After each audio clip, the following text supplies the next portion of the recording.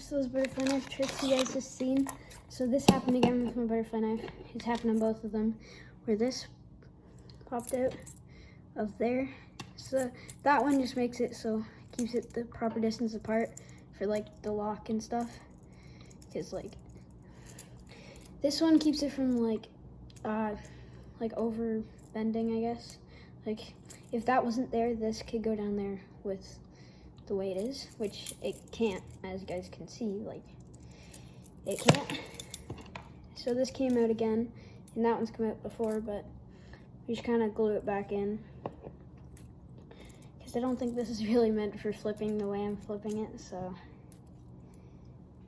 yeah, I don't know, we're just gonna push it and glue it on. So yeah, that's the end of the video for now. Comment down below if you guys want to see some more butterfly knife flipping videos. I messed up.